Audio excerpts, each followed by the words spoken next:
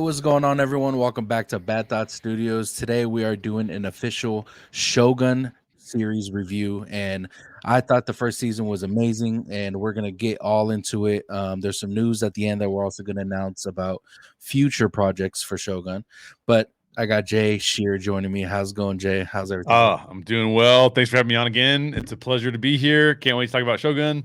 And yeah, this is a really good show that I think will have some really good things to talk about because I love the show, but I don't love it as much as some people love it. And I'll explain why. Yeah, and if you guys go to, I'll leave the video at the end. We did a trailer reaction to game or House of the Dragon season 2, and during the conversation we had a conversation about Shogun, and that's what led us to this video to do a review on on season 1. But go watch that video. You guys will kind of get a little background of why we're doing this episode. But all in all, this show has gotten a lot of great feedback from not just us or not our opinions, but feedback from the internet and people's reviews.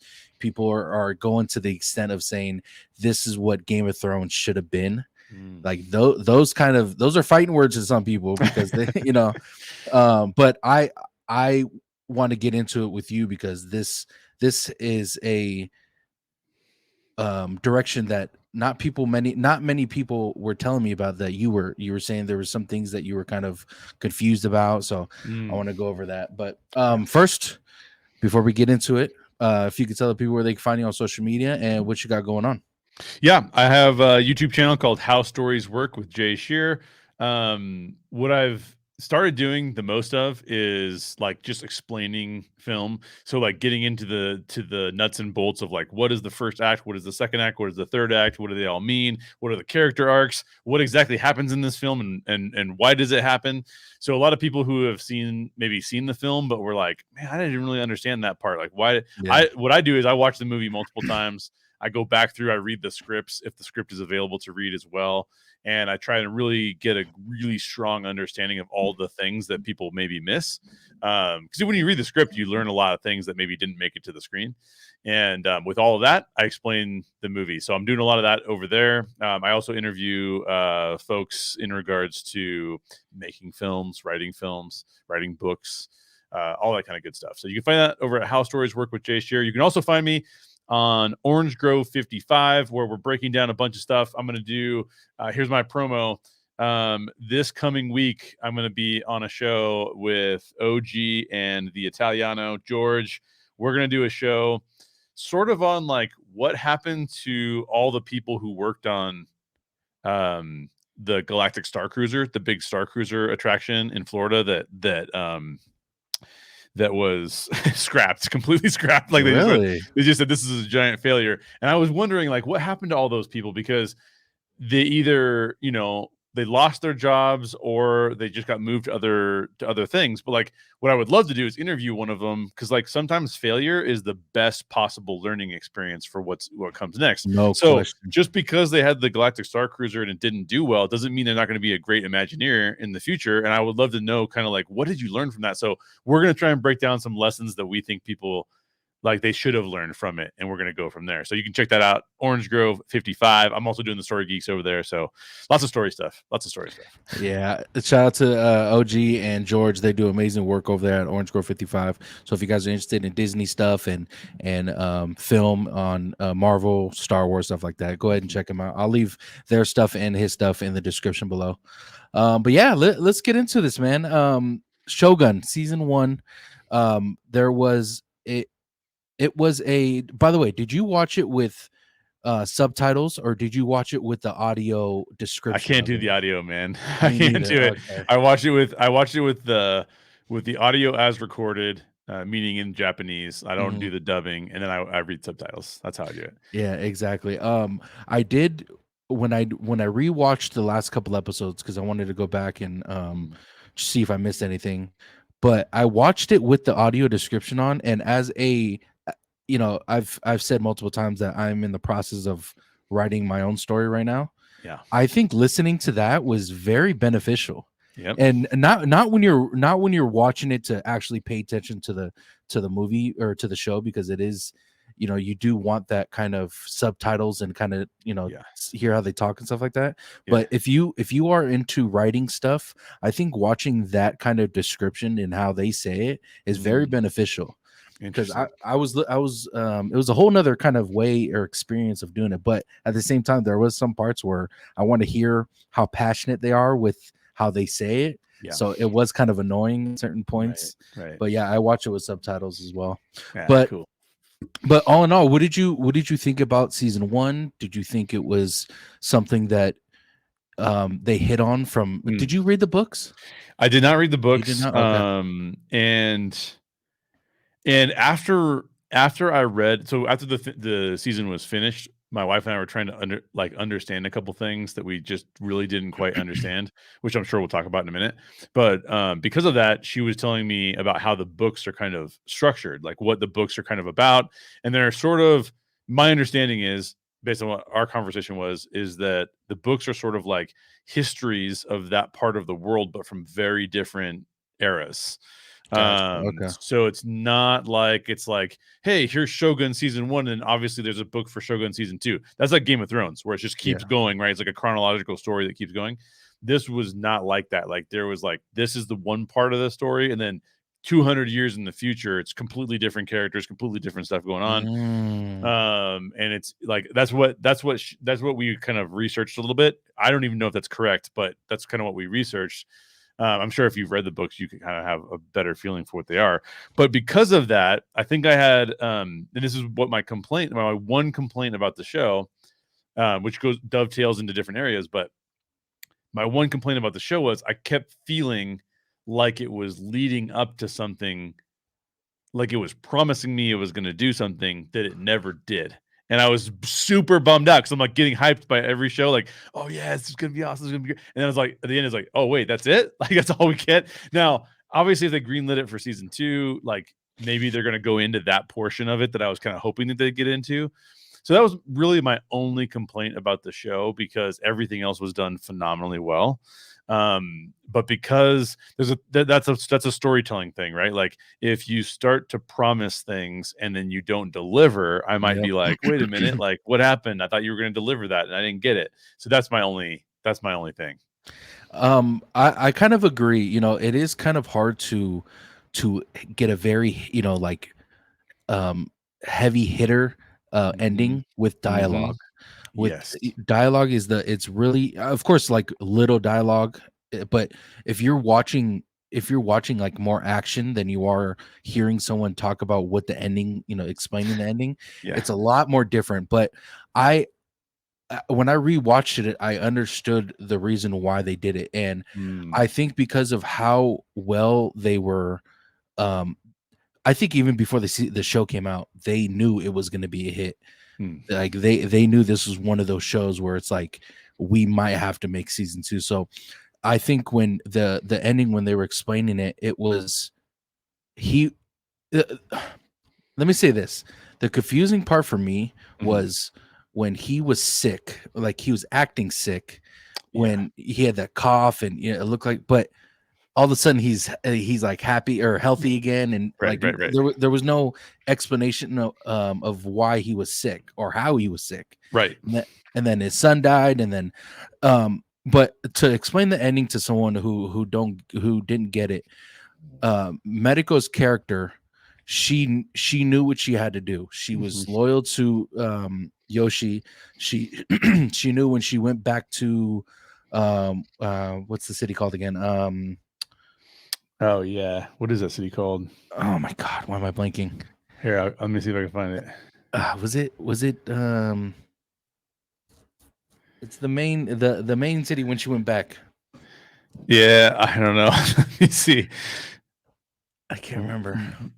It's a popular. I mean, it's a Yeah. known city. Like, people would know it if they heard it. Let's see. It's like Oh the my god, capital city of Japan at the time. Like, it was like the ruling city. I can't believe Edo. I'm blanking. Yes. Edo. Ito. So when she went back to Ito, she knew what had to happen. She knew that she went there to Oh die. well, I guess you could say though that there's also Kyoto. So I think Kyoto is the one that we're thinking of. Edo Oh, is okay. the other one. Edo is the other one. Where he Um, was. yes, I think so. Okay. Where he went to. Yeah, So when she went back there, she knew she had to die for the cause. right. Like that was her. She for the first time she tried to die is when she tried to leave the city. Yep. Like she knew that's what had to happen, and the second time there was no reason for her to stand in front of that door when it exploded. There was no Right. reason, Right. but she knew that her death would cause um the heirs army Mhm. not to march with the other guy, and that was what people were missing. Like why wasn't there a huge war at the end? Right. Like what happened? And that was the plan, for her to die to get the heirs armies not to go fight with him. Yes. And I think that's what a lot of people are missing. But do you think that ending was good enough for what we saw? Well, okay, so let me so first of all, I want people to know that I think this show is amazing and all of the Mhm. performers are amazing. All of the directing was amazing. Like all of this was from a technical standpoint, phenomenal. I'm just speaking about the storytelling particularly and what I struggled with a little bit. So the thing I struggled with was 2 points that let me make the first point that's a positive first, and I'll make 2 points that are counterpoints to my original point. So, my original point is that this was really Mariko's story from the beginning, right? Mhm. Like, it was about her character arc, it was about what her character meant for Japan as a whole. Because, basically, Japan is sitting in this place where where it's being influenced by Western Europeans, both Catholics and Protestants. And it is also trying to hold on to its tradition. And so it's this like the modernization of Japan into what it has become today. But how did it get there? And the Exactly. and Mariko is like the embodiment of like how it changes. She converts to Christianity before the show even starts. And so then she's living in this life of like I'm a traditional Japanese person. I respect the traditional Japanese culture, but also I am a Christian now, and I'm Yeah. no longer believing in any of the religions of the time. Um, and so essentially, what you're saying makes sense in that context. She realizes like, what does it mean for me, and like, what do I have to do? And then like, there's the whole thing about like she is going to commit seppuku, which is basically suicide, right? Yeah. She's gonna kill herself because what it does is it shows that she's been dishonored um I don't remember the guy's name. The guy that's Yosh the main enemy. Oh, Yeah, the other guy, let me Isha see if I can I forgot to say, Kazunanari? Ishido. Yeah. Ishido Kazunari, yeah. Ishido Kazunari. So because he is messing with everybody Mhm. essentially, right? And he's trying to make sure that he is of all the people involved in everything, he is the one who's playing the Game of Thrones. He Yeah. wants to be the shogun, he wants to be the leader of everybody, and he's playing every angle he can think of. Like he's sort of trying to hook up with the heir's mother. He is manipulating the council against Tornaga. He's messing with everybody. And so she's like, okay, we've got him, we know how we can get him. We can make it look like he has made this city a hostage city and that we are hostages and we can't leave, which then makes it seem like he's trying to enslave parts of the population. And if Yeah. that's true, then he's not upholding any of the traditions of Japanese culture, and then he's the bad guy. And we all think he's the bad guy because we're all rooting against him. But Yeah. so she's put in this place where in the Catholic tradition, seppuku would be, or killing yourself is considered A like you sin. don't make it to heaven. Yeah. Yeah. It's like a bad sin. It's like a really, really bad sin. And so what she's faced with is this thing of like, well, if I do this, then it means the traditions of Japan can keep going on. But if I do this, I might not make it to heaven. I might like, God might say, no, you committed a sin that can't be forgiven, which is of course a belief that even most modern day Protestants and Catholics would say is not accurate. But at the time, that was what was considered to be Yeah. true. And so I say all of that to say, if you follow Mariko's story, that story makes sense all the way through. But Her here's her where, arc was her arc was it was so fun to watch. yeah, it's One of my phenomenal. favorites to watch. Absolutely. And so what this show does is it takes a very character-centric approach, which is what books do most of the time. A very character-centric approach to its plot, meaning that we should care about where the characters end up and how their arcs have shifted. What we should Mhm. not care as much about is what happens in the plot. The problem with the show now I'm going to give you my problem that I have with it, two problems specifically, is that from a plot perspective, it sort of promises us some things that it never delivers, right? Yeah. So we know that that Tornaga is going to do I can't remember what it's called, Crimson Sea or something like that. Like Crimson, I think it's Crimson Tide or something like that. yeah, The something Crimson. like that, something like that. Whatever it is that he's doing, he's gonna do this strategy, and obviously Mariko is a big part of that strategy to an extent of her going there and trying to figure all that stuff out. So it promises us that we're going to get a really big battle between Toranaga's forces and Ishido's forces. Mhm. And then it also promises us that the European dude, let me look up his name really quick so I make sure I get that right. Anjin, Anjin. Anjin, Yeah. Anjin. Or John Blackthorn Yeah, is his Western name. It promises that John or the Anjin is going to um, be a ship captain for Toranaga as we yeah, go against Ishido. And that it's kind of suggesting that like this whole season is building up to this big battle that's going to exist between these two forces. And the whole premise of the show is one female character had more of an impact on Japan than all of these dudes trying to war it out over all this stuff. exactly, Brilliant exactly. premise. That's awesome. However, when it seems like you're promising something that we never get, it's kind of like, oh man, I wanted to see that battle. Yeah, I wanted to exactly. see that ship warfare. I wanted to see all that stuff. So that part was a little bit hard because it was like, oh man, I'm a little bit disappointed that stuff didn't come to fruition because I really thought that was going to be the case. The other thing that I think just hit me a little bit awkwardly is that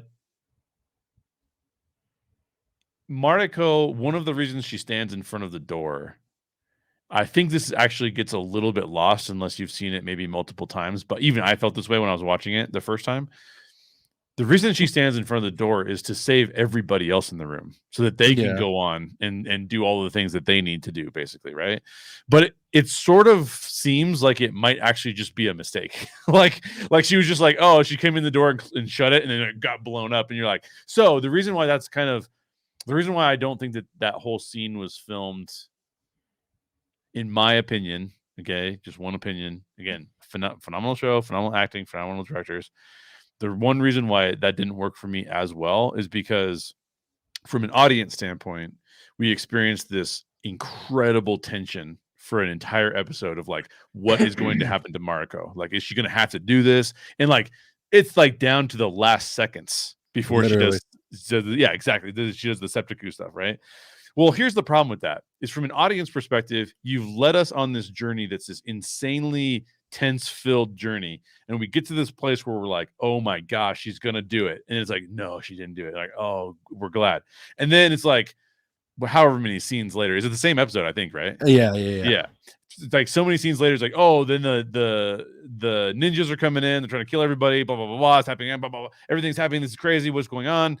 I found it a little bit difficult to follow, by the way, who those people were hired by E at first. exactly, me too. Yeah, that was a little bit of a struggle because we know the one guy is a double agent and he's kind of like getting out of the way, but you're like, which crew is he with right now? I don't know. Yeah, Anyway, she gets blown up, and to me, it was sort of like you took me on this crazy tense journey that she was doing this like really crazy thing, but then when it happens, it's too fast almost. Like yeah. I almost need like a scene where so I'm gonna give you a Game of Thrones reference that's like ideal in this regard.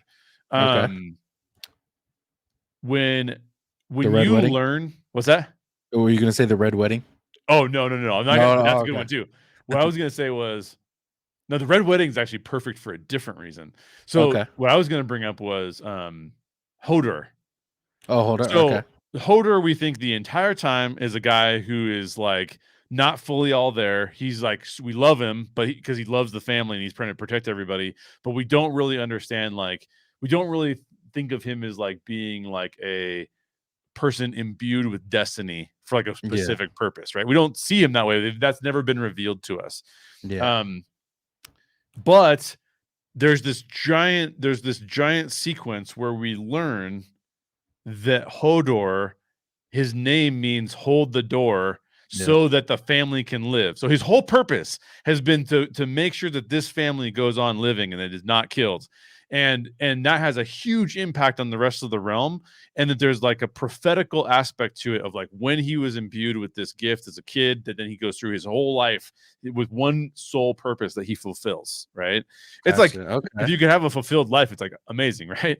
Well, all of that's revealed to you in such a way that when you see him holding the door, like you cannot help but be like, oh my gosh, like that's amazing. Like I can't believe that the guy who I thought did not matter to this story at all has a Played a huge huge part. impact on the realm, right? Like, Yeah. oh, I can't even believe I missed that. Like, how did I? Well, okay, so that is what feels like it's like the Mariko seppuku part.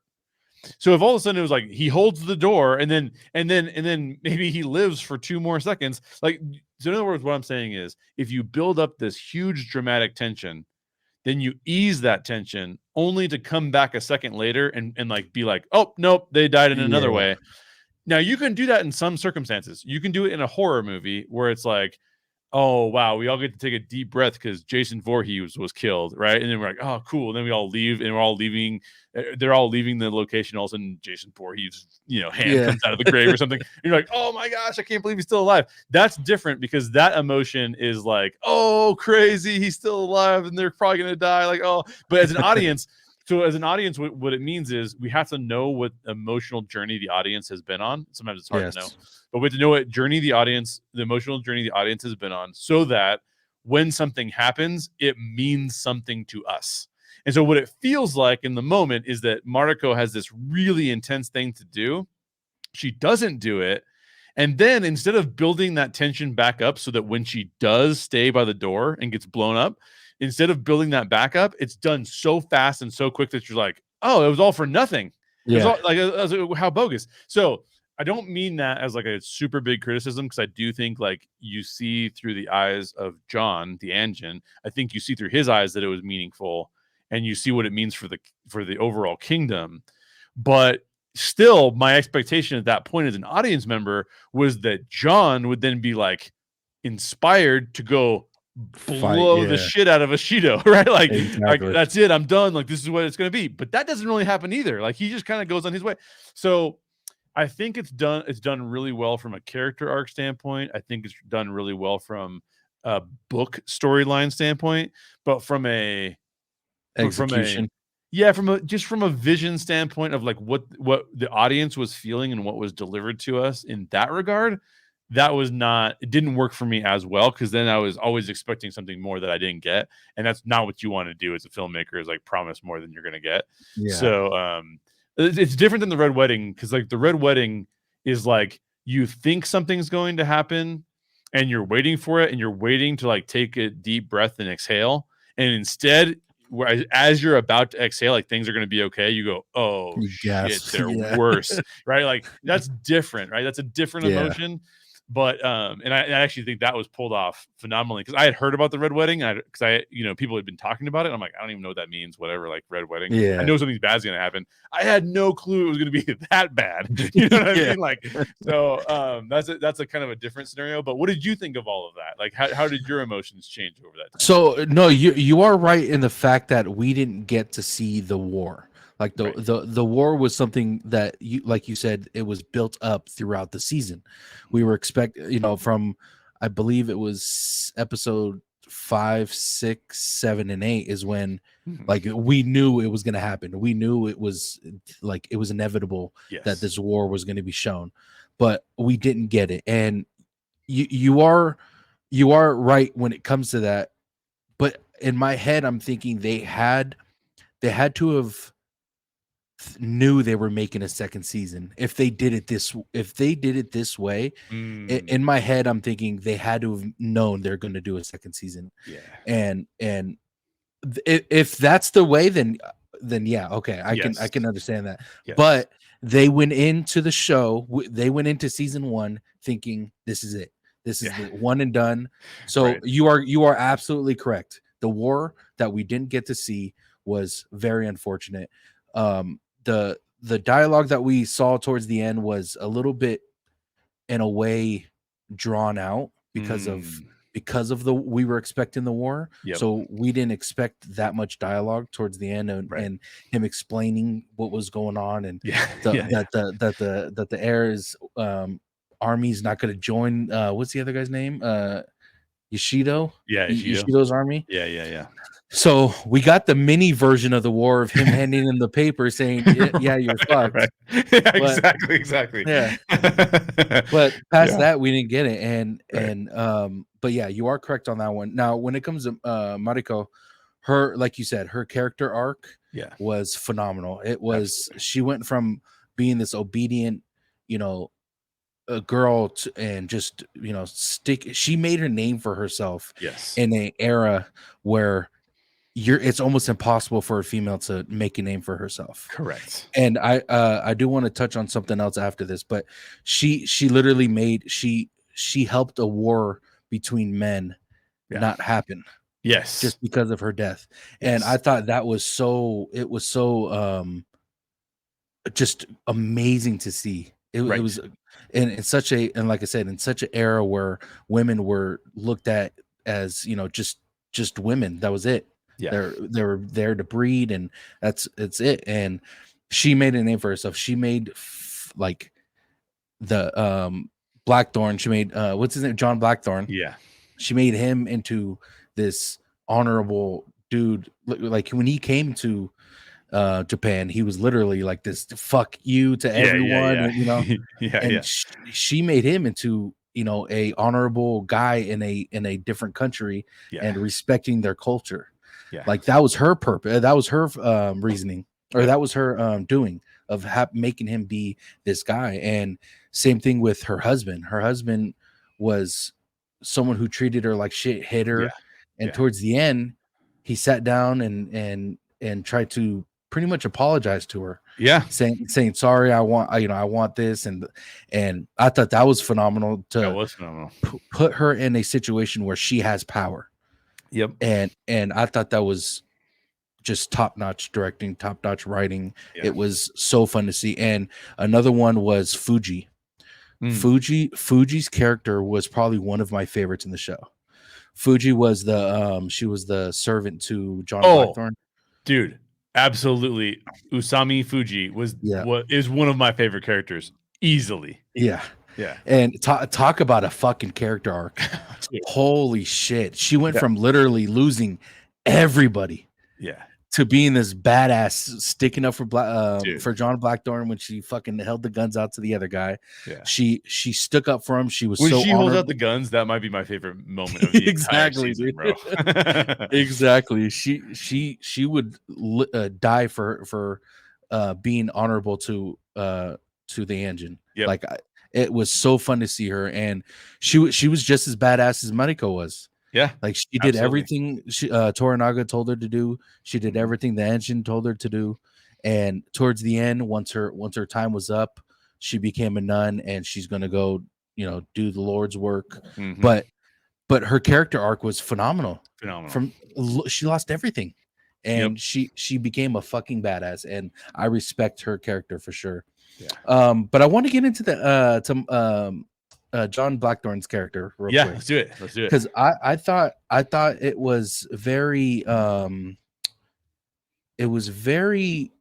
hard to dictate where his character was gonna go. We knew he wanted to stay on Toranaga's side and, you know, make him a captain and fight for him. Like he wanted that. But in my head, like, why was he there in the first place? Why did he go there in the first place? Because most of the stuff that he found out was like we never figured out like why he was there in the first place, unless I missed it. I think what they were trying to imply was, and I could be wrong about this, right? But like we know he left the family in England, right? So we know he's coming from a background where he has been disenfranchised with the Western worlds, right? Like, and so I got the impression that he was basically always out for money and trying to smuggle goods or at least deliver goods in and out of Japan.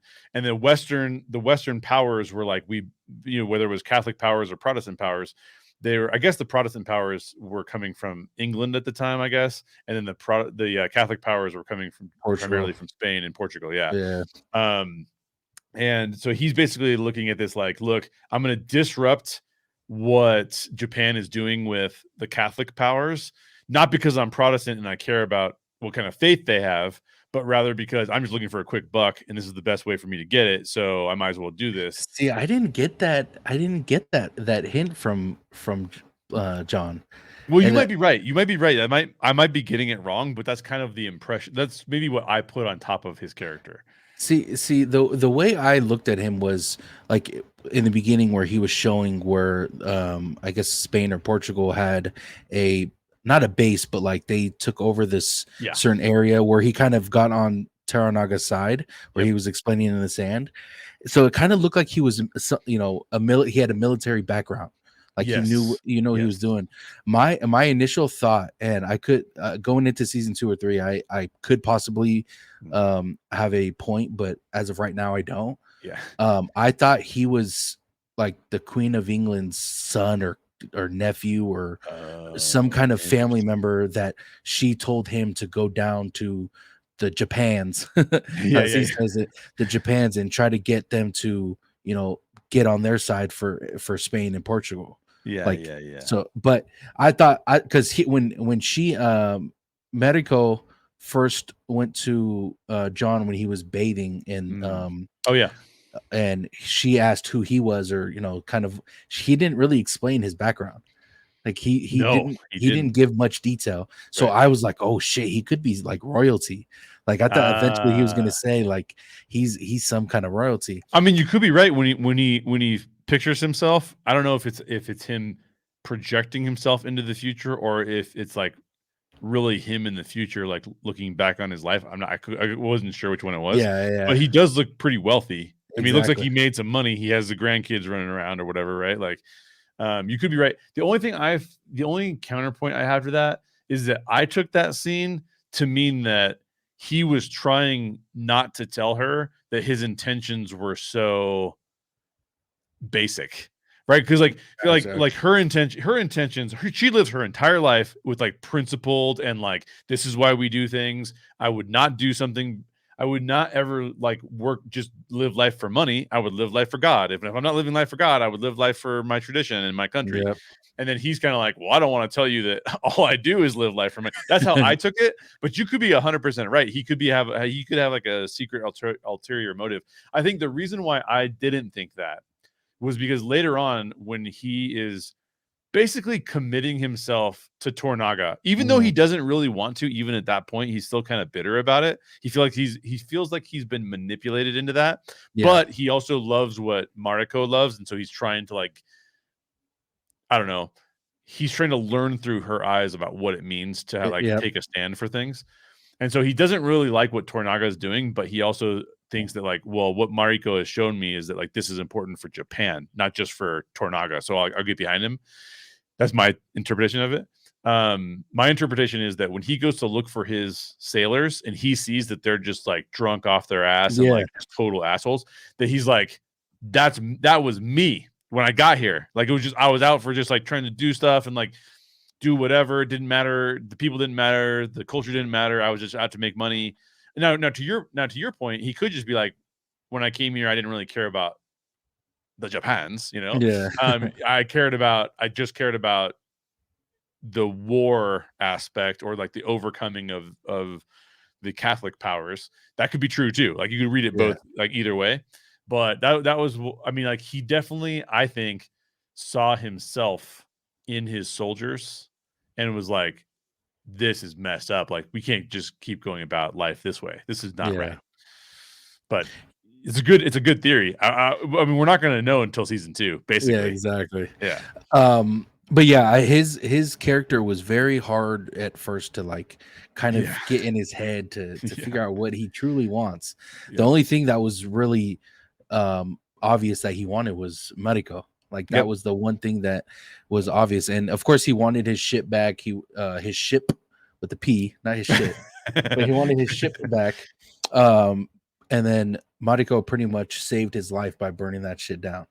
Mhm. And that was another thing that was like, wow, like she knew keeping him there was that important to where she's the one who burnt his ship down Yeah. and to keep him there. Because if you remember the Christian, I think it was the father or priest, he was taking him to the woods to kill him, or Yeah, he was that's right. supposed to be Yeah. killed in those woods, but then he was like, no, Mariko bargained for your life, Yeah, and yeah. and this is what she had to do it. Yeah. And this was before, before she knew.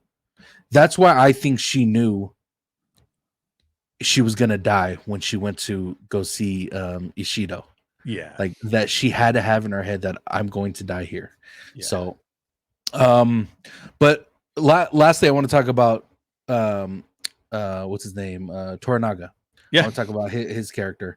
Um, so his character was it was almost like the almost like a Viserys Targaryen. He was Uh, he had that kind of like authority. mhm. People respected him and people loved him, but he was also really fucking harsh when it comes to certain things. Yeah, And yeah, yeah. yeah, he knew the traditions, and Mhm. that was very important. But at the same time, he he wanted what he thought was right for the heir. Like Mhm. he thought this was going to Right. be the perfect thing to because I forgot the guy's name, the father of the heir, or the I guess he was. Do you consider The him sh a king? Yeah, Is he was the a original shogun? Shogun. Yeah, Yeah. yeah, yeah. He pretty much promised like to told Toranaga to promise like take care of him, Yeah. do right by him, but he never got that chance because of Right. Ishino. Right. And he thought what he was doing was to, but at the end it showed that he wanted to be the fucking shogun. Like Yeah. he manipulated everyone if Yeah. to become shogun. Yeah. And do you think his character arc was good for the show? Do you think we needed that kind of like manipulation from someone we thought was a good guy?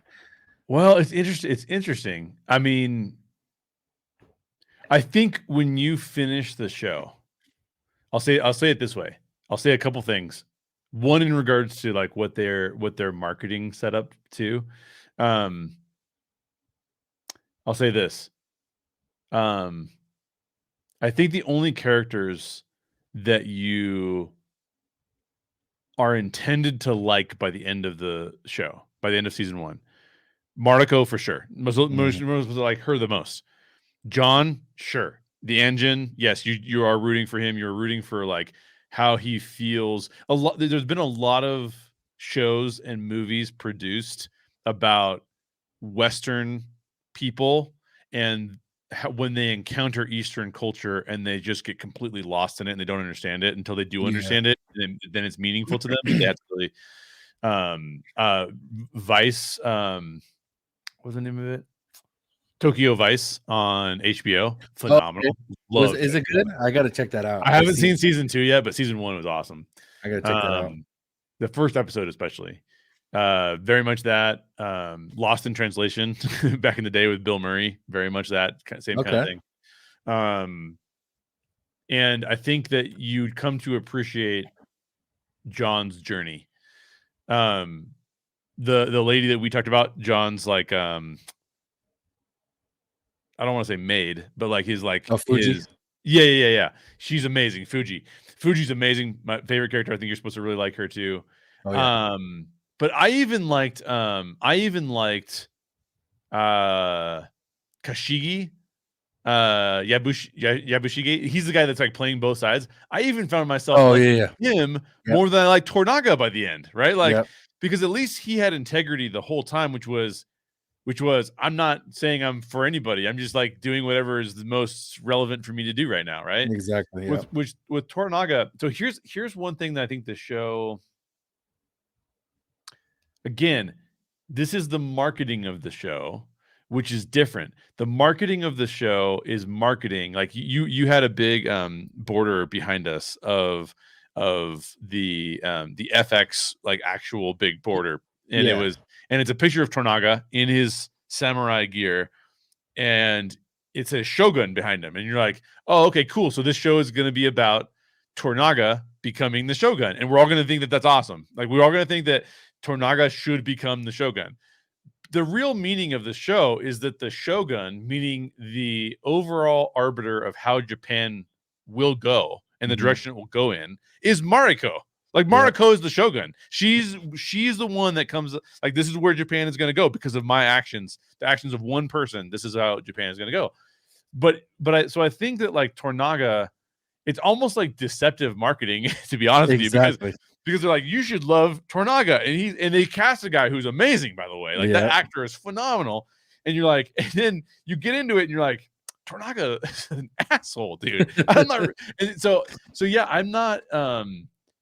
It's sort of weird because in the Game of Thrones part of it of like who's going to take over as Shogun, I don't think you care at all at the end of the show. No. You're like, who cares, man? Like all these people have been hurt by all these people playing the Game of Thrones, and I don't even want them to take the throne anymore.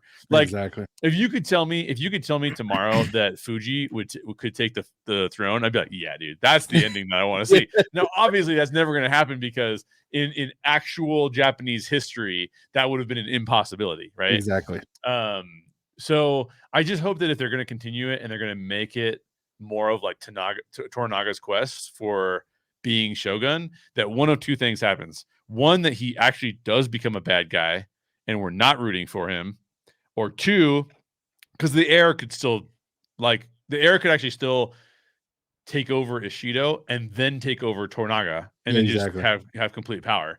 So I would root for that over Tornaga, to be honest with you. Because like Yep. he here's the problem with Tornaga. You think that you're supposed to root for Tornaga at first because you realize how unfair Ishido is being and how underhanded and how manipulative Ishido is being. Exactly. You see the other two guys who have become Christians, and you see that they also have like sort of an ulterior motive, and they're torn between like traditional Japanese values and then Christian like Yeah. thought processes and like trying to get that more a part of Japanese culture.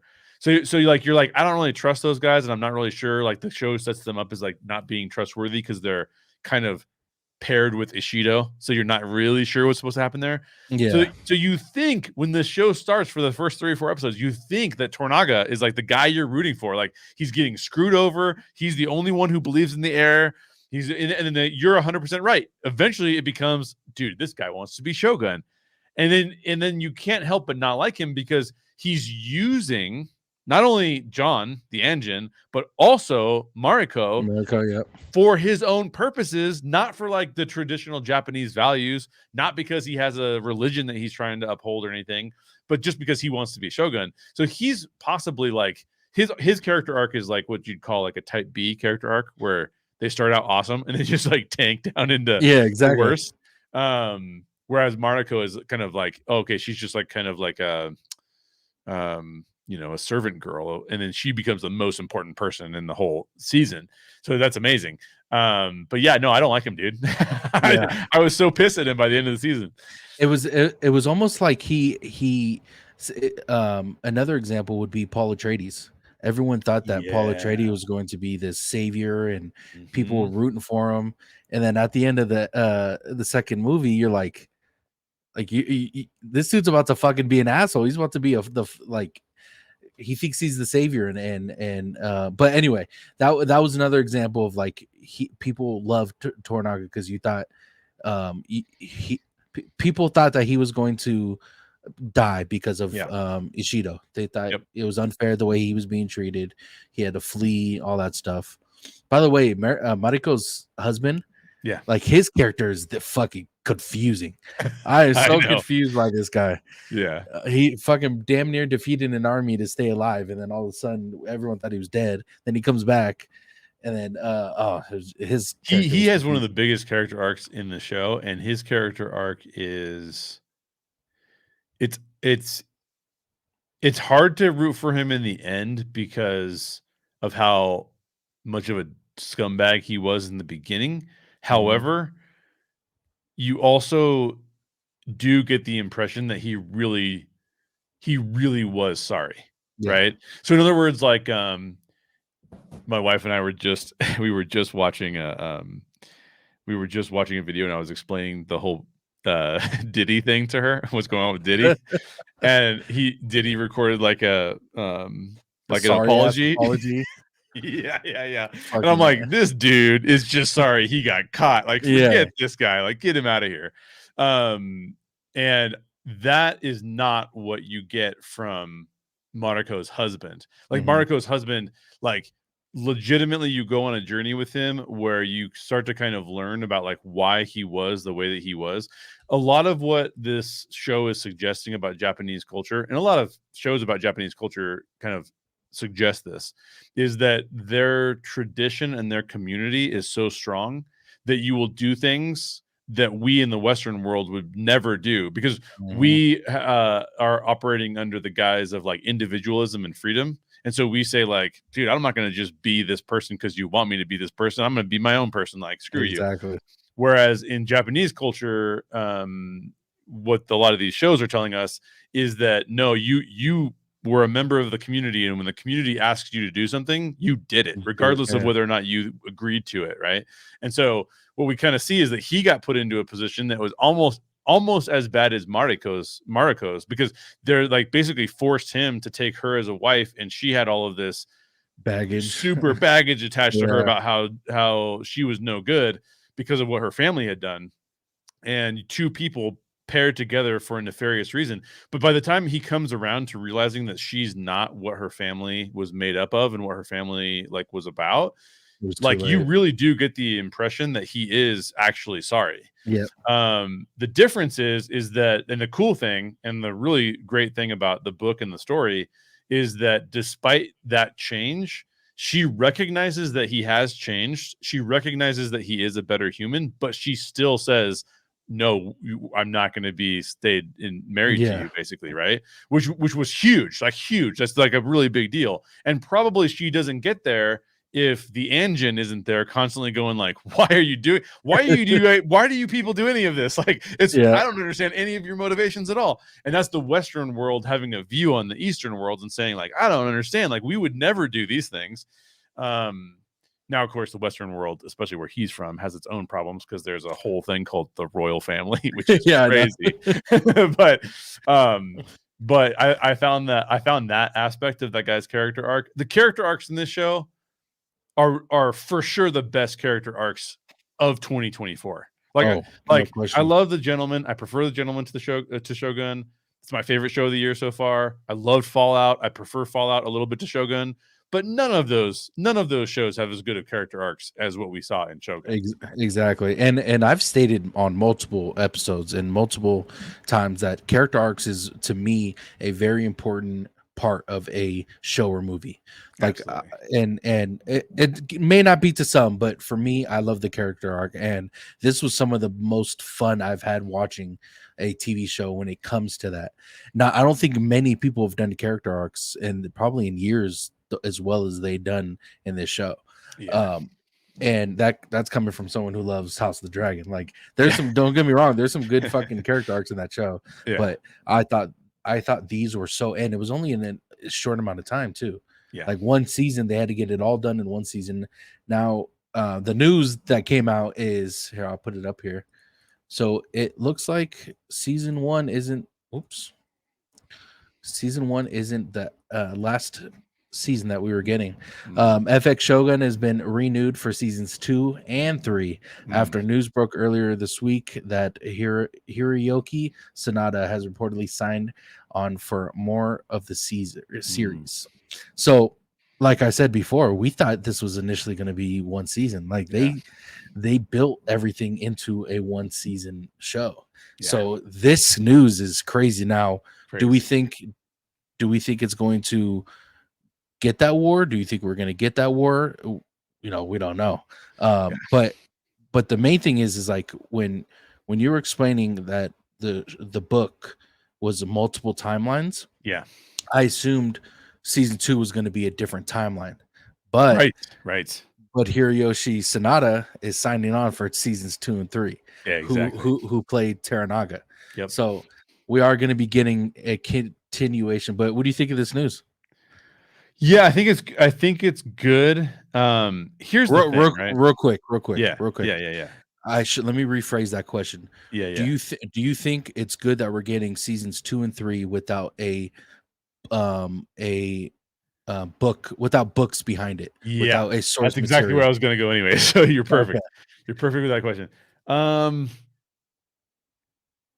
Because we know how season 8 went with Game of Thrones in season 7. man, I feel so differently about this. Okay. My first feeling is I wish that viewers in 2024 would be more okay with having a season and having the show just end, right? Like, Yep. because I think that there's so much material out there that's awesome material, and yet the money is not in new material.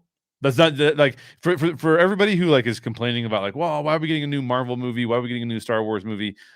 The money is in characters that people have already invested in. Hmm. So, in other words, so the way the human brain connects with storytelling is that the human brain is constantly trying to understand the world better. The best way the human beings can understand the world better, and you can read about this in a book called Wired for Story, is that we associate we our beliefs and our values and everything about us is almost always built on stories, right? Yep. And because of the importance of stories, we tend to connect with other characters really in depth. Even if they're fictional characters, it doesn't matter. We connect with them because of the stories that they've gone through. And so because of that connection, because of the brain's wiring to connect a story in that way, once we have become connected to those, we almost don't want new ones, Yeah, right? exactly. Like, so we Exactly. want to go back to the same ones over and over again because we love them. So here's the bummer about that is that it means that the money will always go after more and more and more of that because they know if we put this out there, first of all, like let's just face it, Shogun had Joe Rogan talking about it. Like Joe Rogan Hmm. on several of his podcasts was like, "Oh, I've been watching Shogun. It's like the best show of the year. Like I love it." You're talking about like that's millions upon millions of people who listen to Joe Rogan hearing that Shogun is great and going and watching Shogun, right? Yep. So as soon as you heard that, I was like, oh, it's almost guaranteed to have a second season because they're going to see dollar signs as soon as that's out there like that. And so there's two bummers. There's two bummers that come from that, and then there's two bummers. There's two awesome things. The two bummers are I would love to actually have like I would have personally preferred a season two that was in that Different followed the timeline. other books. Yeah, that Yep. was in another era altogether. Like just So leave it alone. real quick before you continue, Yeah, what they could possibly still go that route, yeah, and by the signing of what's his name again, Hiroyuki Sanada, the yeah. signing could be possibly directing or producing. That's true. I don't know if it's necessarily to play his character, Yeah. which could be fine in a way, but we'll see what happens. But there is a possible way of him signing on to seasons 2 and 3 could be from, just directing and producing. That's true. That's true. And that would be cool because I would rather have it be like I've always wanted to have. Remember the show? Do you ever watch the TV show Heroes? You would have been really young. Oh my god, yes. Okay. Love, Heroes. it's so underrated, Jay. Yeah. The So first underrated. season is one of the best seasons of television that I've ever seen. The first Uh-huh. season is amazing. And then season two like falls off a cliff and is nowhere near as good. And then there's like the writer's strike. And that's what kind of that happens. Season Yeah. three is not good. Okay, so the original concept of the TV show Heroes was that they were going to replace the core team of heroes and it was going to be a different set of people every single time. But guess what happened? People fell in love with the characters and they couldn't do it. They were like, "Oh, sorry, got to have these same characters back." And the showrunners, for better or for worse, and because of the writer's strike and all that kind of stuff, they weren't able to keep up with that. So like, See, it's a good thing and a bad thing because like yeah, it's a good thing because you picked the right fucking characters. Like people yes, loved it. Like who doesn't like watching Hayden Panettiere? yeah, Like you know what I'm saying? right, But at the exactly. same time, it sucks because the story you could have gone a different route with new characters and stuff like that. 100%, you nailed it. And so, so like for example, you said you love character arcs the best, right? Mhm. I am somewhat convinced that you can't have 100% awesomeness in character arc and 100% awesomeness in plot. Gotcha. I now the reason I say that, and there's going to be a bunch of people that are mad about that, and they're going to disagree with me. And there are examples of movies and shows that have got like 99% in each, right? Yeah. But the problem is that like in order for us to love a plot, it has to go about things that are probably not very realistic in real life.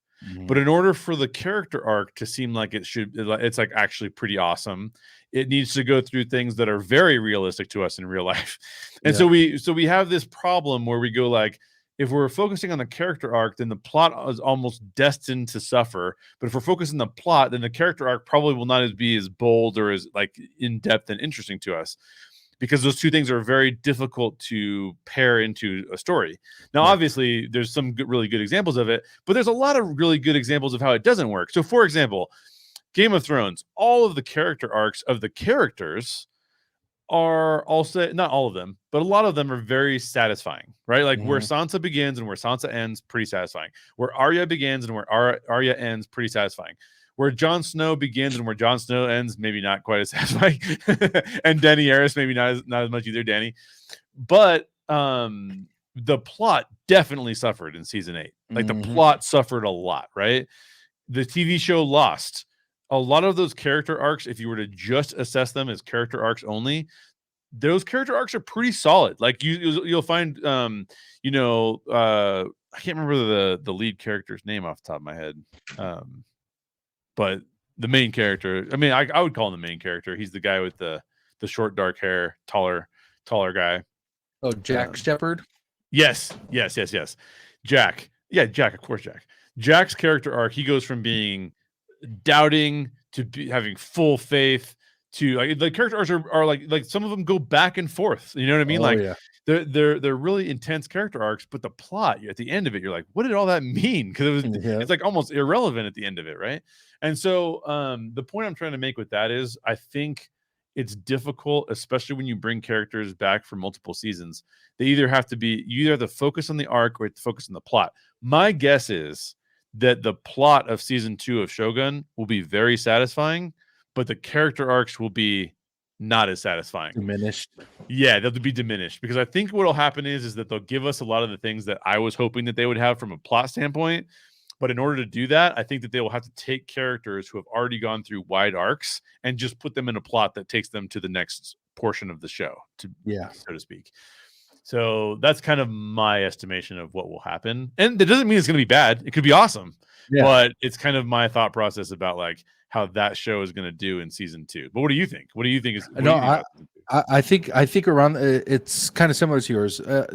If they don't go the route where they keep the same cast and the same people, because he was the only one that was quote unquote signed for seasons 2 and 3. Yeah. So it could be for other reasons besides playing, his character. But if they do go a route where they continue Toranaga and John Blackthorne's character, like those are the two main people we're going to be focused on. No more. No, we don't have Mariko no more. We don't have Fuji's going to be a nun.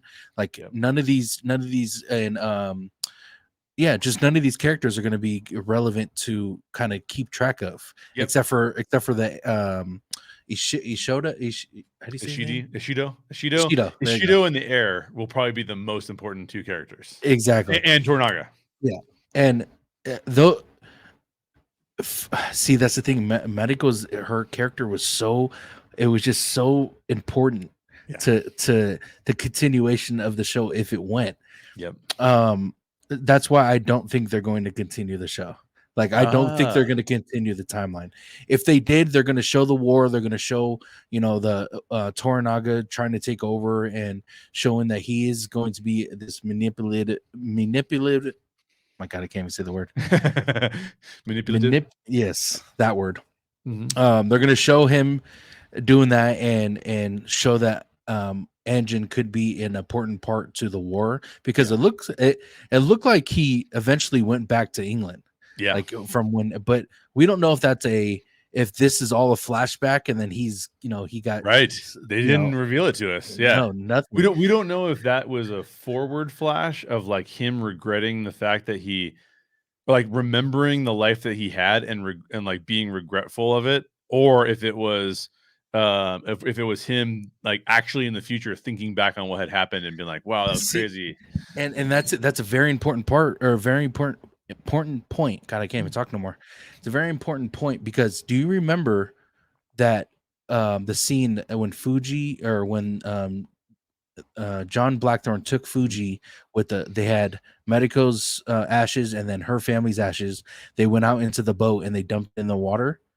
Do you remember Oh, that? I don't remember that. The No. it's at the very last. She said she told John that she was going to become a nun, Yeah. and then like a couple scenes later, he goes, let me take you out on the little boat. Is a little boat. Let me Mm. take you out one more time." And in the scene, she sees the ashes of her family sitting on the boat, and then Mariko's ash, or I'm not sure if it was Mariko's ashes or what it was, but Okay. um he took Fuji out, and she dumped the ashes of her family into the water. And John threw Mariko's necklace, the crucifix, Oh yeah. threw it in the water. Mm. So but if you remember in the when it was either a flash forward or a flashback, Yeah. he's holding that necklace. Oh, that's right. I can't believe you noticed that. That's Yeah. really yeah. That's really important.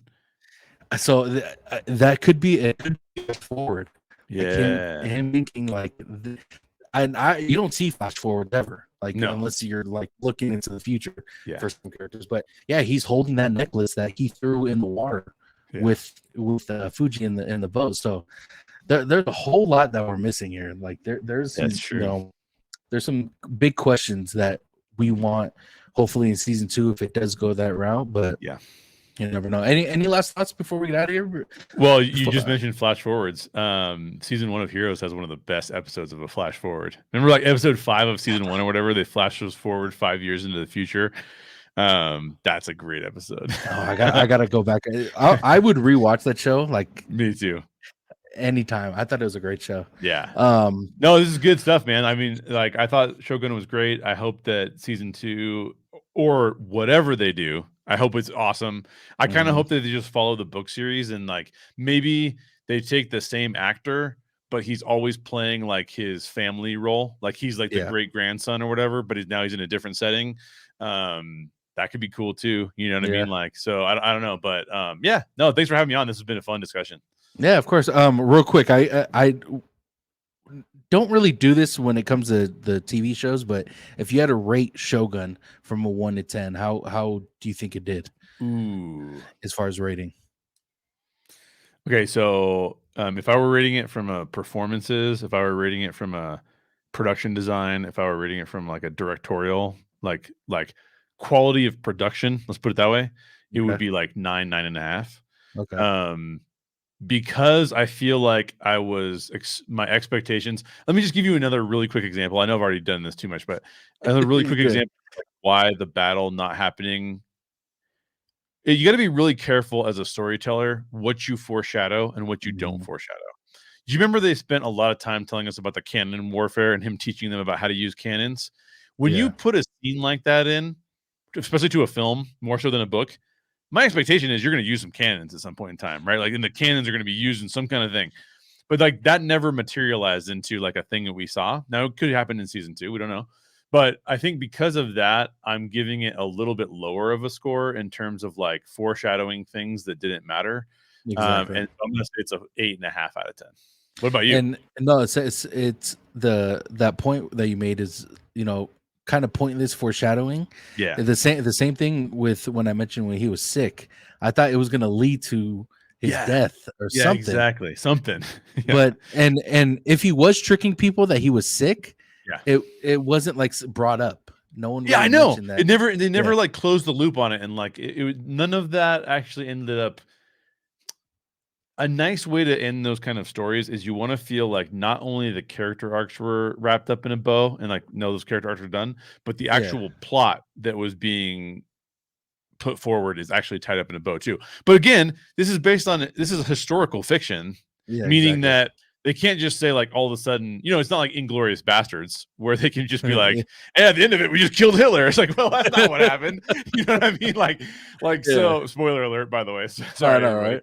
right? But so yeah, I get it. Like they're limited in that, but I do think that limits my ability to rate the plot No, higher. yeah, Right. I agree. I agree.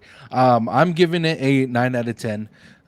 This show was fun to watch. There was, like Mhm. you said, and you kind of did change my view on the whole war thing, because I wasn't thinking at first that it was necessary, Mm. but now that we talk about it and the foreshadowing that happened, and we thought John was going to be this, this cannon, like on the boat shooting Yeah, dude. cannons at, I thought we were gonna get, because this was a very political show, Yeah. like we got with season 1 of House of the Dragon. It was more Yep. political than it was action. And Absolutely. this one, it was almost no action, but at the same Right. time, it was a very well put together show. And that's Yeah. very hard to do when you're expecting action. Like Well, you're not only that, but their action was great when they Yeah, did have action, right? exactly. When they did have action, it was like, that's awesome. I want Mhm. more of that. And yeah, so 9 out of 10 for me. I do think if they do go to a season 2 where we get the same characters back, I do believe we're going to get that action, but I think it's going to be at the expense of the character arcs, like you were explaining. Yeah. I thought that was a perfect way to put it. But yeah, all in all, great show. I can't wait for what's next with this. I am assuming that it's going to take place in a different timeline, that there is going to be, the character, he's going to be a director or producer or whatever. I don't think they're going to continue it, but if they do, you never know. You never know. It might be good, it might be shit. Yeah. We'll figure it out then. But Jay, appreciate you coming on, brother. Always a pleasure talking to you about stories, about just anything really. Like it Absolutely, was man. It's awesome. It was so a really fun. super fun show. Yeah, and before we started, you said you had some announcement to make. Yes. You want me? So we are attempting to get a screening scheduled for No Vacancy. I don't know whether or not this will happen yet, but that screening would take place on June 7th if we're able to do it. Mm, It's not a general screening, it's going to be for cast and crew, but the point is we have a date that we're aiming for that the movie should be done by. So we're only talking about several more weeks here before we're able yeah. to do like more screenings and be able to get more people, get it in front of more people. I'll be able to talk about it a little bit more, share some clips with everybody some more, and do some of that kind of stuff. So I'm super excited about that. And by that time, we should also have a poster, which will be super cool. Hey. Yeah, my co-writer Nathan Sheck, he also is he's an artist, and he put together a poster. But we wanted to. So you see behind me on the wall right there, there's an Indiana Jones poster. And there's also an Indiana Jones poster there, but that's not a Drew Struzan poster. That one is a Drew Struzan poster right there. Drew Struzan had, I think so. I think it's a Drew Struzan poster. I might be wrong about that. But anyways, he had a very art, like he paints all his posters, Oh, right? okay. And we wanted the same kind of thing because a lot of the posters you see these days, they're just like photorealistic. Yeah. And I love that old school like painted feel. So we're gonna have a dope poster, hopefully out in the next couple of weeks too, that I'll be able to share with everybody, and that'd be really cool to see. So yeah, great. We're moving right along. Good. We're in the final stretches of what's going down.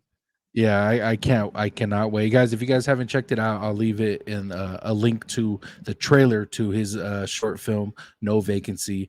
That looks like it has not officially out yet, but we are gonna um looks like we're getting a screening, or you're Yeah. getting a screening. Yeah, and we may be able to do like a YouTube screening too. So we'll see how it Mm. goes. We'll see what's up. Hell yeah. So if you guys are watching this, make sure you guys go give them a follow. But yeah, if you could tell the people where they could find you on social media, and also where they could find the trailer. Yeah, so two places to find me are How Stories Work with Jay Shear. You can go over there and check it out there. You can also see me on Orange Grove 55. They've played the trailer a bunch of times on their shows. Mhm. They love playing it. I love those guys. But you can also see the trailer if you go to a channel, which is my DP's company's channel. If you go to Condor Blue, Condor with a K, Condor Blue, two different words. you can see the trailer over there. And you can also see the trailer at the Crater Crew YouTube channel. Crater Crew is Craterr Crew. Both places have the trailer. You can check it out there, and then hopefully we'll show you the film in just a few weeks here. Yes, I'm so excited. Guys, make sure you guys go to the links in the description below. I will have everything there. Thanks again, Jay, for coming on. Appreciate it, brother. Anytime, brother. Yeah, guys, if you guys liked the video or if we missed anything that you guys thought we should have talked about, please comment and let us know. Also, give us what you guys thought about the show, season 1. Do you think it was a success? Do you think they missed out on some things? We'd love to hear your guys' opinions. Also, let us know what you guys think about the season 2 and 3 that are coming out. Do you think they should continue the show with the same characters? Do you think they should do the different timelines like we were talking about? Please let us know. But yeah, make sure you guys like and subscribe with notifications on so you guys notified once the video is uploaded. If you guys want to follow me on social media, Tones_TV on all platforms. And follow the podcast, Bad Thoughts Podcast, on YouTube and Spotify. All right. Hope you guys have a great night. Love y'all.